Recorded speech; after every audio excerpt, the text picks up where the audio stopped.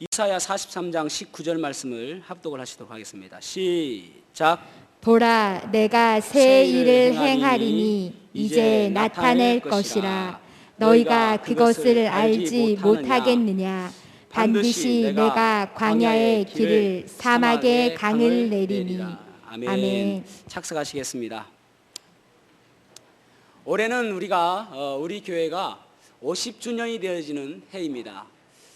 어떤 분들은 그 전부터 있었다라고도 하시긴 하는데, 어쨌든 서영계 목사님께서 닫았던 교회를 문을 여시고 시작한 것이 50년이 되었습니다. 그래서 그때부터 우리가 창립 1주년, 2주년 하던 것이 벌써 이제 50주년이 되었습니다. 50이라는 숫자는 사람에게도 중요한 숫자이기도 하지만은 성경에서는 아주 중요한 숫자라고 이야기를 합니다. 희년이라고 이야기합니다. 희년의 의미는 안식과 또 자유와 그리고 새로운 시작이라고 할 수가 있을 것입니다. 성경에서 안식이라는 규례가 레위기 25장에 보면은 안식 규례가 나오거든요. 그래서 안식이라는 것이 출애굽기 20장에 보면은 안식일을 지켜라라고 이야기하는데, 안식일을 지켜야 되는 이유가 무엇이냐면은 하나님께서 세상을 6일 동안 창조하시고 7일째 되는 날 쉬셨기 때문에 안식일을 지켜라라고 말씀하십니다. 그러니까 결국은 우리가 흔히 생각할 때에 쉰다라고 생각하지만은 사실은 그보다 더 중요한 것은 하나님께서 우리에게 베푸신 은혜를 기념해서 감사하는 마음으로, 그래서 그날은 나를 위해서 살아가는 것이 아니라 하나님을 위해서 살아가는 날이다라고 해서 그것을 안식일로 지켜라라고 말씀하시는 것입니다. 또 하나는 이제 신명기 5장에 보면은 이스라엘 백성들이 애굽에서 구원받아서 출애굽했지 않습니까? 그래서 그 구원에 감격하는 마음으로, 기뻐하는 마음으로, 감사하는 마음으로 안식일을 지켜라라고 말씀하십니다. 그러니까 안식일을 지키는 큰 두 가지 이유는, 하나는 창조의 은혜를 베풀어 주신 그 은혜를 감사하면서 드리는 것이고, 또 하나는 우리에게 참 평안, 그래서 구원하여 주신 것을 감사함으로 드리는 것이 안식일이라고 할 수가 있습니다. 그런데 사실은 이제 참 평안, 참 안식을 주시는 분은 예수 그리스도를 통해서 우리를 주시는 것이죠. 예수님께서 십자가에 달려 돌아가심으로 인해서 우리가 기쁨이 없고 평안이 없고 참 소망이 없었는데, 예수님께서 나를 위해서 죽으심으로 인해서 우리가 구원받음으로 인해서 그래서 참 평안을 누리는 것입니다. 그래서 안식일이라는 것은 예수 그리스도를 예표하는 것입니다. 그러면서 이제 신약이 와서 예수님께서 죽으셨다가 3일 만에 부활하신 날, 그날을 주일로 섬기게 되었습니다. 그래서 안식일은 사실은 주일의 그림자이기 때문에 안식일을 지키는 것은 구약 율법이고, 이제 주일을 지키는 것이 더 옳은 표현이라고 할 수가 있을 것입니다. 근데 참 안식은 언제 오는가? 우리가 구원받고 진정한 안식은 언제 오는가 하면은, 예수님께서 이 땅에 재림하셔서 이 땅에 이제 천년왕국을 이루시고 그 다음에 새하늘과 새 땅, 진정한 천국에 이르는 그때가 참 안식을 누리게 되는 것입니다. 그러니까 안식일을 바라보면서 그때가 우리가 참 안식을 누리는 날이구나 라고 생각하시면 되겠죠. 그 다음에 이제 그 레위기 25장에 보면은 안식 규례에 대해서, 그 다음에 안식년이 있습니다. 안식년은 7년 만에 한 번씩 오는 것이 안식년입니다. 그날은 무엇을 하냐면은 땅을 쉬게 하는 것입니다. 그러니까 안식년 곱하기 안식년 하니까 7749, 그 다음 해가 50년째 되는 날을 희년이라고 하는 것이죠. 땅을 쉬는 날, 그 다음에 이제 50년째 희년은 어떤 일을 하냐면은, 이때까지 이제 살다가 너무 어려워가지고 자기의 몸을 팝니다. 그러면 종이 되는 것이죠. 그 종된 사람을 50년이 딱 되어지면은 이제 7월 10일 날, 이스라엘 달력으로 7월 10일 날입니다. 그때가 속죄일이에요. 그러니까 우리나라로 그 이스라엘은 정월이 약 3월 정도 되거든요. 그러면은 이제 한 10월 달 정도가 속죄일이 되어지거든요. 그때 이제 7월 10일 날 나팔을 붑니다. 자유를 선포하는 것이죠. 그래서 종들을 다 풀어주는 거예요. 그 다음에 또 한 가지는 무엇이냐면은, 사람들이 이제 원래 땅은 각 지파별로 하나님께서 주신 땅이잖아요. 그런데 그 땅은 사고 팔아서는 안 되거든요. 왜냐하면 그 땅의 주인은 하나님이시니까. 근데 살다 보니까 땅을 팔 수밖에 없는, 그래서 사실은 땅을 판다기보다는 경작권을 파는 것입니다. 그 경작권을 다시 돌려주는 것이 50년째입니다. 그러니까 50년 되면은 모든 것들을 다 돌려줘야 돼요. 원래 주인에게. 그런데 성경에 보면은 사실은 7년 안식년을 지킨 것도 없고 또 50년 희년을 지켰다라는 것도 없어요. 그러니까 그만큼 지키지 않았다는 것이죠. 이스라엘 백성들이 BC 586년에 바벨론에 망하게 되어지거든요. 근데 그리고 나서 이제 그 잡혀가 가지고 바벨론 땅에서 70년간 포로 생활을 하게 되어집니다. 그 70년 포로 생활을 왜 하는가를 그 성경에서 말씀하고 있는데 그 이유가 무엇인가? 역대하 36장 21절에 말씀하고 있거든요. 자, 역대하 36장 21절 말씀을 읽어보겠습니다. 시작. 이에 토지가 황폐하여 땅이 안식년을 누림같이 안식하여 17년을 지냈으니 여호와께서 예레미야의 입으로 하신 말씀이 이루어졌더라. 아멘. 그러니까 무슨 말이냐면은 이스라엘 백성들이 7년 때마다 이제 안식년 때마다 쉬어야 되는데 땅을 쉬어줘야 되는데 그렇잖아요. 땅을 쉬려고 하니까 이게 욕심이 있잖아요. 이 쉬면은 소출이 없으니까. 근데 레위기 25장에 보면 분명히 말씀하시거든요. 7년째에 3년치의 소출을 내가 너희들에게 주겠다. 그러니까 3년치에 너희들에게 주어서 7년 때 쉬어도 되고 8년 때 쉬어도 되고 그러면은 9년째 이제 8년째에 씨를 뿌리잖아요. 7년째 쉬었으니까. 그러면 9년째에 이제 소출이 되지 않습니까? 그때까지 먹고 살 것을 너희들에게 주겠다라고 말씀하세요. 그런데 이스라엘 백성들은 그것을 못 믿고 안식년을 지키지 않은 것입니다. 그래서 490년간 안식년을 지키지 않았기 때문에 490년 동안에 70년을 지키지 않았기 때문에 그 70년을 포로 생활을 함으로 억지로 바벨론으로 끌려가게 가지고 그 이스라엘 땅을 쉬게 해주는 거예요. 그래서 그들이 70년 동안 포로 생활을 하게 되었다라고 말씀하시는 것입니다. 결국은 그들이 안식년을 지키지 않았기 때문에 우리가 이제 올해 이제 희년 50년인데 그러면 희년은 우리에게 어떤 의미가 있을까? 어떻게 올 사역을 우리 교회가 어떻게 나가야 될 것인가 오늘 보려고 합니다.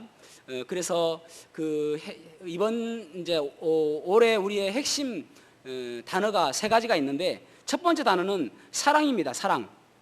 자, 이사야 43장 20절 말씀을 읽어보겠습니다. 43장 20절 시작. 장차 들짐승 곧 승냥이와 타조도 나를 존경할 것은 내가 광야의 물을 사막의 강들을 내어 내 백성 내가 택한 자에게 마시게 할 것임이라. 아멘. 아멘. 들짐승 중 승냥이와 타조도 나를 존경할 것은 그렇게 말씀하고 있죠. 그러니까 이것은 이제 이스라엘 백성들에게는 그 이중적 예언이 있는데 그 앞으로 그 땅은 비옥한 땅이 될 것이고 그리고 너희들이 그 땅으로 돌아가게 될 것이고 그때는 마치 사자가 어린이와 뒹굴고 또 독사굴에 어린아이들이 손을 넣어도 물지 않는 그때가 올 것이다. 그때는 천년왕국이거든요. 그리고 이제 이 이스라엘 백성들은 포로 기간 70년 이후에 다시 돌아가게 될 것이다. 그렇게 말씀하고 있습니다. 평화로운 모습이죠. 이 평화는 어떻게 이루어지는가? 하나님께서 평화를 이루실 때는 어떤 전쟁의 힘이나 또 아주 강한 능력이나 그런 것으로 하시는 것이 아니라 사랑으로 하신다는 말씀입니다. 그러니까 예수님께서 이 땅에 평화를 주시는 것은 예수님의 십자가를 통해서 주신다는 말입니다.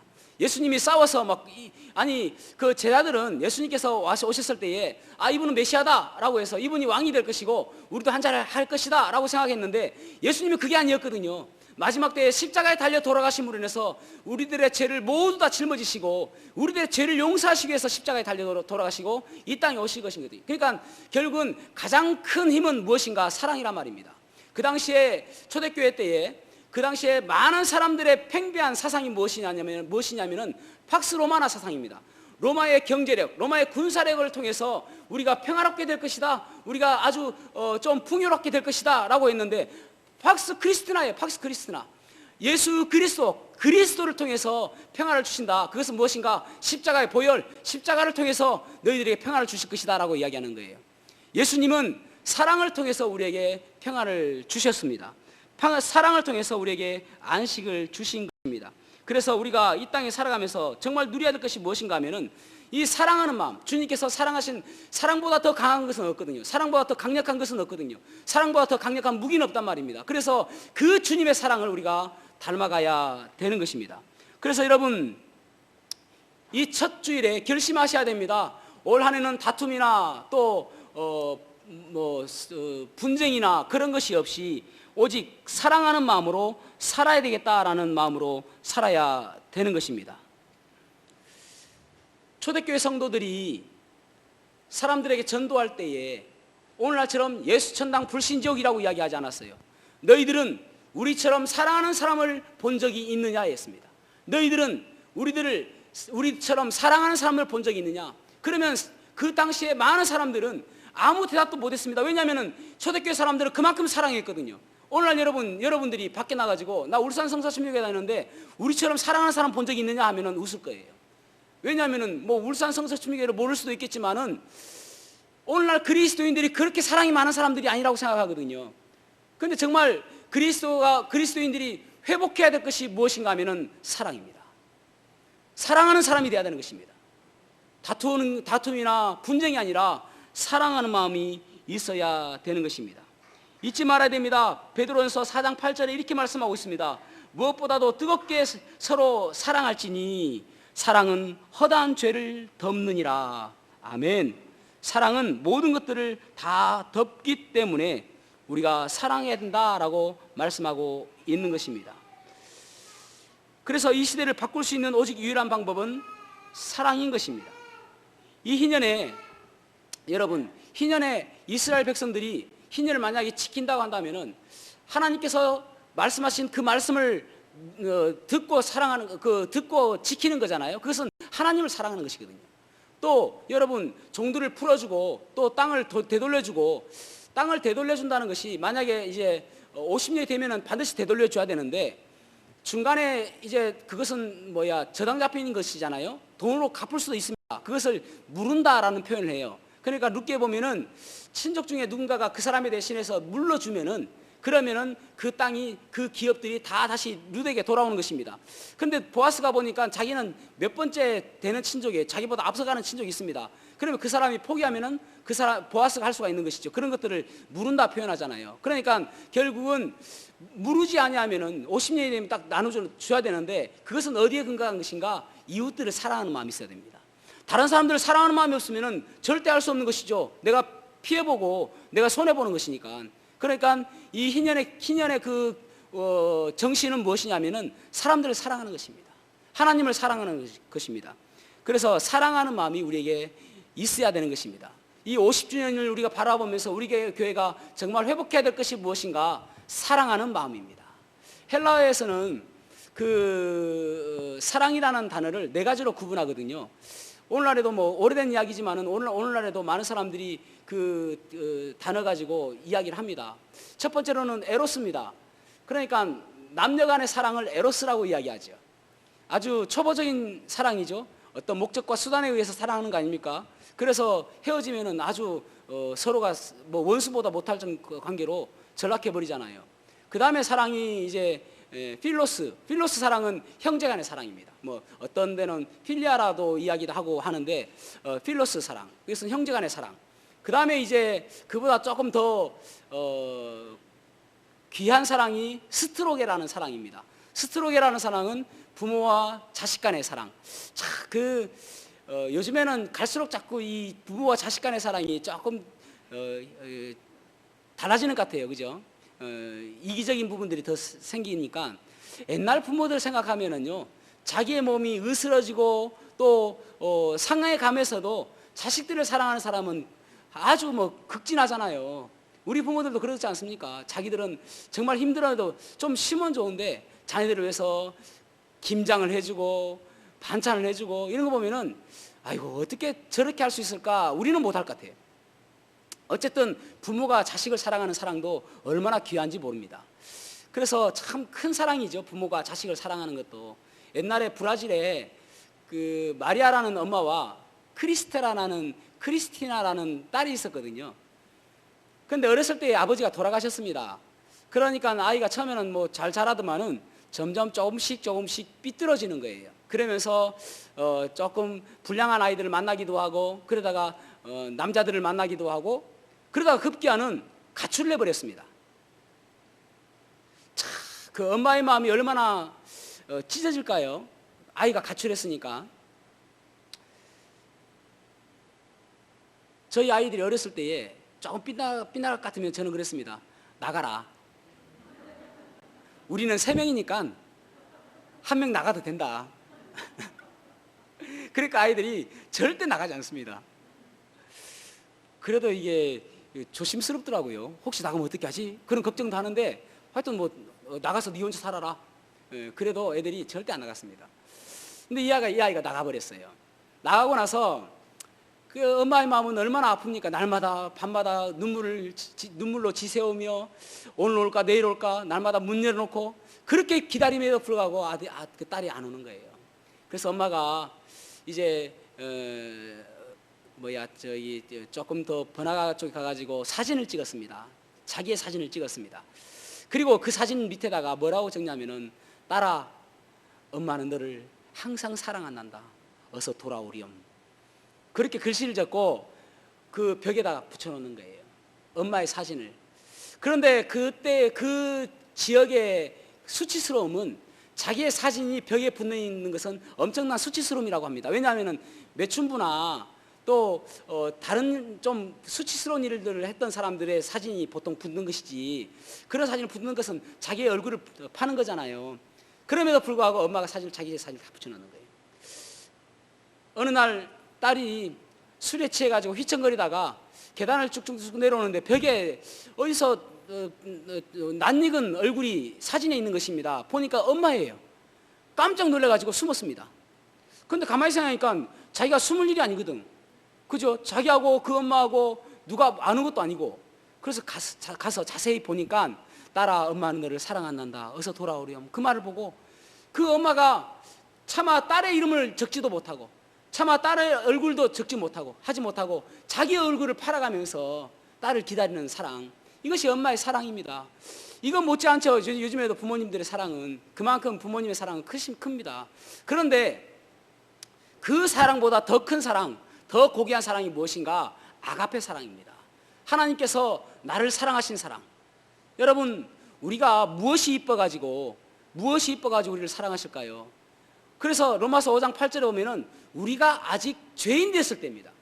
아니, 우리가 착한 일을 했을 때에서 우리를 사랑하시는 것이 아니라 우리가 아직 죄인 됐을 때에 그리스도께서 우리를 위하여 죽으심으로 하나님께서 우리에게 대한 사랑을 확증하셨느니라 보여줬다, 그렇게 말씀하고 있는 거예요.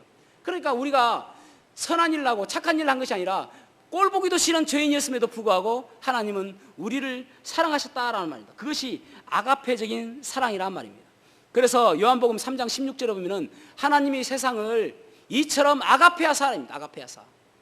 자기의 아들을 주시기까지, 자기의 아들을 희생하기까지 우리를 사랑하셨다. 로마서 13장 10절에도 보면은 사랑은 이웃에게 악을 행하지 아니하나니, 그렇게 말씀하고 있습니다. 아가페적인 사랑은 이웃에게 악을 행하지 않는다라고 말씀하고 있습니다. 여러분, 물론 우리가 에로스 사랑도 필요합니다. 남녀간의 사랑도 필요하죠. 필로스 사랑도 필요합니다. 스트로게 사랑도 필요합니다. 그런데 여러분, 그 사랑에 정말 중요한 것이 무엇이냐면은 아가페의 옷을 입고 에로스를 해야 되고, 아가페의 옷을 입고 필로스를 해야 되고, 아가페의 옷을 입고 스트로게를 해야 되는 것입니다. 그래야 그것이 진정한 사랑이 되고 참된 사랑이 되고 희생적인 헌신적인 사랑이 되는 것입니다. 여러분 주위에 있는 여러분의 동료 성도들 사랑하시기 바랍니다. 그것이 주님께서 원하시는 거예요. 우리가 서로 사랑하는 거, 그것이 하나님께서 원하시는 이름을 기억하시고 올 한 해 동안 사랑하기로 결심하시고 작정하시고 다짐하시는 귀한 시간이 되시기를 축복합니다. 그리스도인의 첫 번째 덕목은 사랑이에요. 그래서 올 한 해 동안 참 감사하게도 작년에 여러분 우리 성도님들이 성경음을 많이 하셔가지고 여유가 생겼습니다. 그래서 이 여유로운 것을 어떻게 할까 고민하다가 참 작년에 제가 이제 항상 마음에 짠한 것이 어떤 것이냐면은, 우리 교회는 그래도 이 코로나의 그 어려운 상황 속에서도 하나님의 은혜로 잘 지내왔습니다. 그죠? 얼마나 감사합니까? 2년 동안 정말 하나님의 은혜로 잘 지내왔습니다. 풍성하게 하나님께서 채워주셨어요. 근데 저기 수도권 지역에 있는 목사님들 들어보면은 정말 힘겹게 그래서 뭐 10명도 안 되는 성도들 모아놓고 하다가 보니까 갑자기 비대면 하라니까 다 떠나버리는 거예요. 오지도 않아요. 그리고 비대면이 풀렸는데도 안 와요. 그래서 얼마나 그래가지고 어떤 목사님들은 또 어쩔 수 없이 옮기기도 하고 그렇게 힘겹게 보내는 것을 보았습니다. 그래서 기도하는 가운데 저분들하고 좀 어떻게 격려를 좀 하면 좋겠다라는 생각을 갖게 되어지고 올 한 해 동안 매월 마지막 제주 1월은 이제 마지막 제주가 설 연휴라 넷째 주, 다섯째 주까지 있거든요. 그래서 넷째 주에 이제 하는데 우리 교회가 개척교회와 미자립 교회를 12교회를 후원하고 있더라고요. 그래서 그분들을 한 번씩 초대해가지고 그분들의 기도 제목도 나누고 그래서 그분들의 말씀을 듣고 그래서 사실은 제가 표면상으로는 그분들을 격려한다라고 하지만은 사실은 우리가 여러분 그분들의 말씀을 듣고 그분들 바라보면은 우리가 격려를 받을 것 같습니다. 여러분 그렇잖아요. 어떤 분들이 간증하잖아요. 주님께서 나를 어떻게 행하셨고 주님께서 나를 어떻게 은혜를 베푸셨다라고 하면은 우리가 은혜가 되어지고 우리가 격려가 되어지잖아요. 그분이 사실은 하나님의 은혜를 받았는데 그래서 우리가 격려를 받는 시간이 되지 않을까 싶습니다. 이것을 위해서 기도해 주시기 바랍니다. 그 다음에 이제 두 번째로는 소통입니다. 자, 레위기 25장 6절에서 7절 말씀을 한번 읽어보겠습니다. 레위기 25장 6절에서 7절 시작. 안식년의 소출은 너희가 먹을 것이니 너와 내 남종과 내 여종과 내 품꾼과 너와 함께 거류하는 자들과 내 가축과 내 땅에 있는 들짐승들이 다 그 소출로 먹을 것을 삼을지니라. 아멘. 아멘. 3년간에 먹을 수 있는 소출을 주겠다라고 말씀하시는 거거든요. 근데 그 소출을 너만 먹을 것이 아니라 너와 거류하는 다른 사람들과 또 심지어는 가축들까지 같이 먹어라 라고 말씀하고 있습니다. 그러니까 결국은 이웃들과 함께 해라 라는 말이죠. 사람들과 함께 해라 라는 말입니다. 소통이라는 것은 파이프가 막히지 않냐고 흘러가는 것입니다. 하나님과 우리가 소통하는 것을 기도와 말씀을 가지고 우리가 하나님과 소통한다고 이야기하죠. 기도는 흔히 이야기할 때 우리가 하나님께 우리의 간구를 하는 것이고 또 말씀은 하나님께서 우리에게 하시는 말씀이다 라고 이야기를 합니다.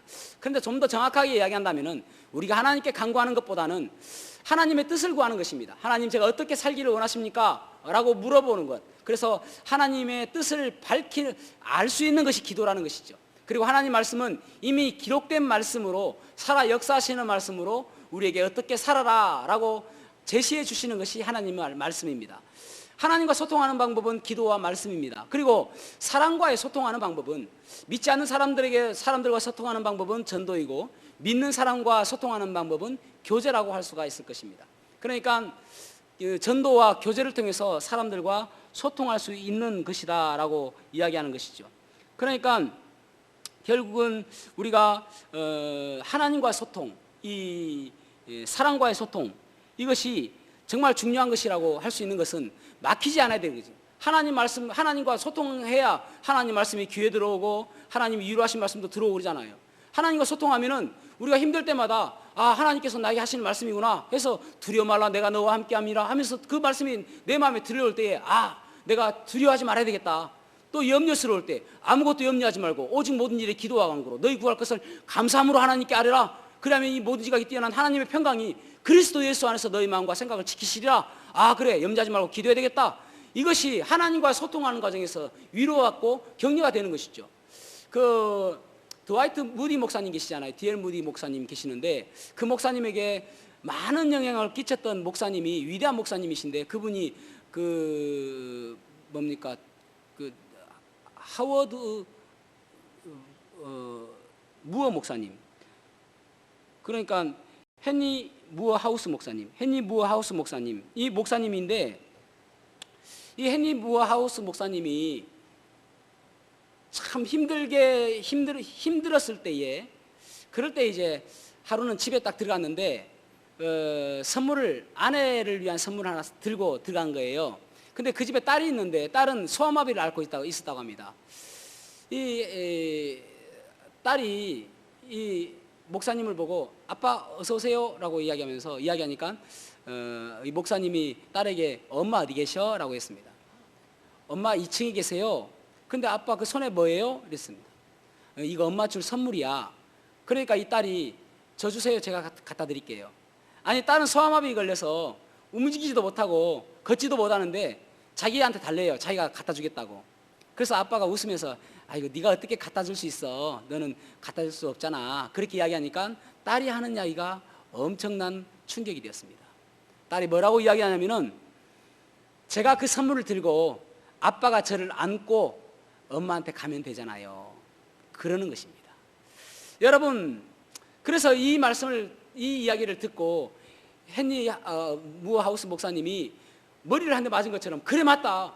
내가 아무리 힘들고 내가 아무리 걱정스러운 일이 있다 할지라도 예수님께서 나를 품에 안고 걸어가시는데 이것이 불이든 이것이 물이든 이것이 그 어떤 역경이라 할지라도 그걸 못 건너가겠느냐, 그 생각이 드는 것입니다. 여러분, 하나님과 소통하게 되어지면은 이런 고민들이 없어지는 것입니다. 그래서 우리에게 정말 감사한 것은 하나님과 소통할 수 있는 그러한 능력이 있기 때문에 그렇습니다. 긍휼이라는 것은 어떤 사람을 마땅히 저주해야 하는데 저주하지 않는 것을 긍휼이라고 이야기합니다. 사랑이라는 것은 상대방의 유익을 구하는 것을 사랑이라고 이야기합니다. 은혜라는 것은 받을 자격이 없는 사람에게 베푸는 호의라고 이야기합니다. 자비라는 것은 가장 소중한 것을 상대방에게 주는 구체적인 행동을 이야기합니다. 그러니까 긍휼과 사랑과 은혜와 자비, 이 네 가지 것이 우리에게 주어지는 것을 은총이라고 이야기합니다. 하나님께서는 우리에게 엄청난 은총을 베푸셨어요. 그것을 모르고 있는 것이죠. 그런데 하나님과 소통할 때에 그 은총을 깨닫게 되어지고 그리고 감사하게 되는 것이죠. 그래서 소통하는 모습이 우리에게 있어야 됩니다. 하나님과 소통하고 또 성도들과 소통하고 또 목회자와 우리 성도들이 소통하고 또 목회자와 우리 집사님들이 소통하고 그런 한 해가 되기를 소망합니다. 막히지 아니하고 뚫려 있는 그러한 관계가 되었으면 좋겠습니다. 하나님과 소통하기 위해서 정말 좋은 것이 무엇이냐면은 말씀이더라고요. 말씀. 작년에 우리가 이제 히브리서 11장 말씀을 우리가 암송하면서 얼마나 은혜가 되었는지 몰라요. 지금도 가끔 이렇게 암송을 해보면은 참 은혜가 되어집니다. 그래서 이제 올해도 말씀을 암송을 좀 해야 되겠다 해서 이번 주 말고 다음 주에는 이제 69절을 암송 구절을 여러분들에게 프린트해서 나눠드릴 것입니다. 그러면은 그 69절 가운데서 매주 2구절씩, 쉽죠? 매주 2구절씩 암송을 해가지고 그래서 오후 예배 때는 한번 해보기도 하고 그렇게 하려고 생각하고 있습니다. 그래서 하나님과 소통하고 우리 성도들 간에 소통하고 또 목사와 또 우리 성도들도 소통하는 그런 한 해가 되었으면 좋겠습니다. 마지막 세 번째로는 이 희년이라는 것은 새로운 시작이라고 말씀을 드렸습니다. 새로운 시작. 이사야서를 총 보면은 이 두 부분으로 나누거든요. 이사야서가 총 몇 장까지 있냐면 66장까지 있습니다. 많이 들었던 숫자죠. 66. 제 생년입니다. 그거 말고 1장에서 아니 성경이 전체 66권이잖아요. 그죠? 그래서 1장에서 39장은 구약 말씀이고요. 40장부터 66장까지는 신약에 관한 말씀입니다. 다르게 이야기한다면은 1장에서 39장은 심판에 관한 메시지고요. 40장부터 이제 66장까지는 회복에 대한 메시지입니다. 그러니까 40장부터 66장 보면은 얼마나 은혜가 되는지 모릅니다. 자, 회복의 메시지 40장 1절에서 2절 말씀, 회복의 메시지 첫 번째 구절을 한번 읽어보도록 하겠습니다. 40장 1절에서 2절 시작. 너희의 하나님이 이르시되 너희는 위로하라, 내 백성을 위로하라. 너희는 예루살렘의 마음에 닿도록 말하며 그것에게 외치라. 그 노역의 때가 끝났고 그 죄악이 사함을 받았느니라. 그의 모든 죄로 말미암아 여호와의 손에서 벌을 배나 받았느니라 할지니라 하시니라. 아멘. 이스라엘 사람들이 이제 70년간 노예 생활하면서 야, 이렇게 우리가 끝나는 거 아니냐, 그런 절망적이고 암울한 생각을 하게 되어집니다. 그런데 여러분, 이사야서는 그들이 포로로 잡혀갔을 때가 BC 586년이거든요. 남유다가 망할 때가, 바벨론에 망할 때가 BC 586년입니다. 그런데 이사야서는 BC 700년경에 쓰여졌습니다. 그러니까 아직 망하기 전에 쓰여진 성경이에요.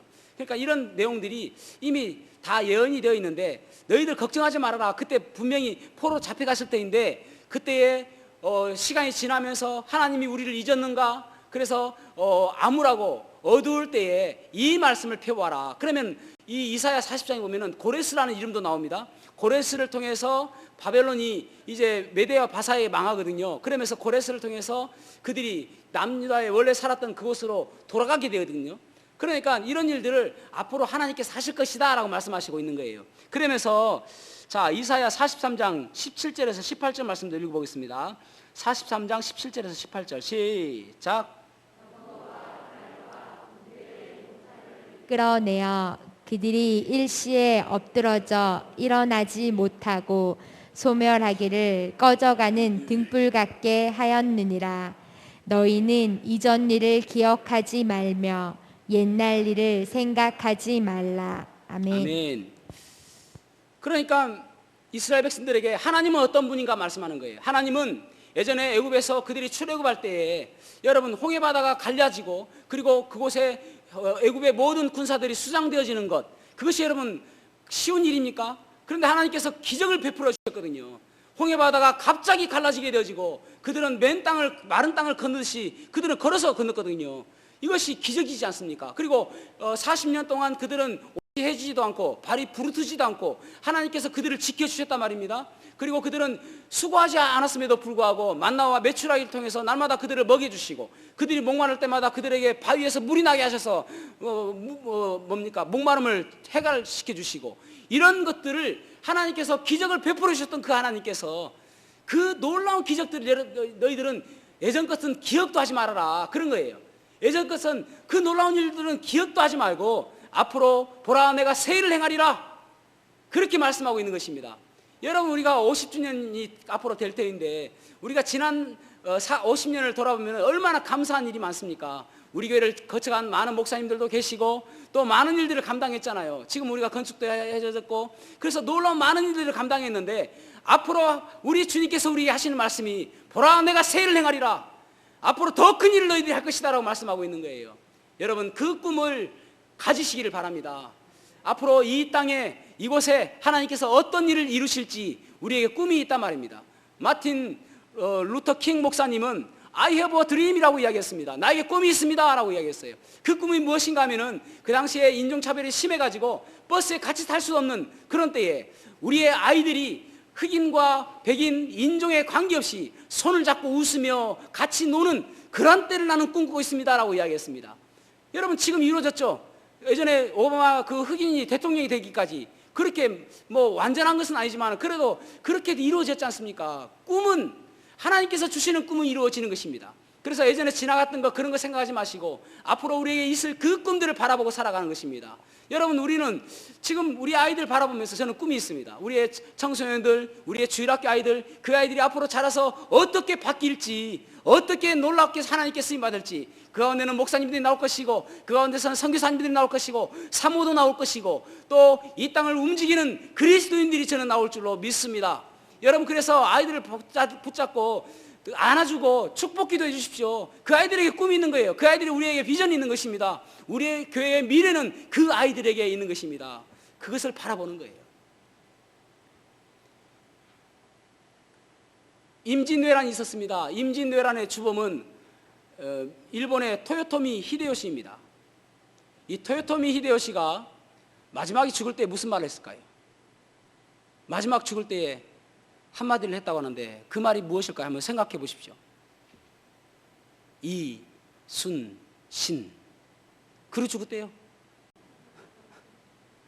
왜 그렇습니까?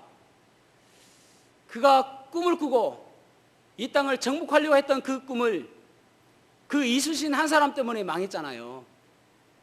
철천지 원수처럼 생각하는 그 사람 이순신.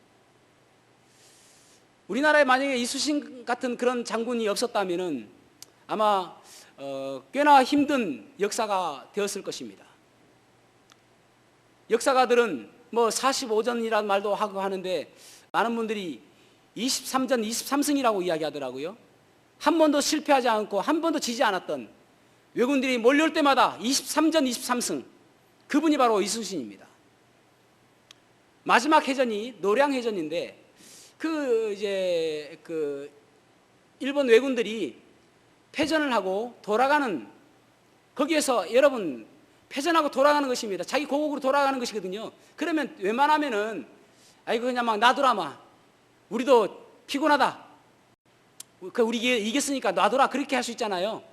그런데 그 가운데서도 이순신 장군은 저 놈들을 다 죽여라, 그러면서 뭐라고 이야기했냐면은 한 놈이라도 더 죽여라. 왜냐하면은 그들의 후손이 우리의 후손을 업신여기지 않게 하기 위해서. 한 놈이라도 더 죽여라. 그들의 후손이 우리의 후손을 업신여기지 않게 하기 위해서.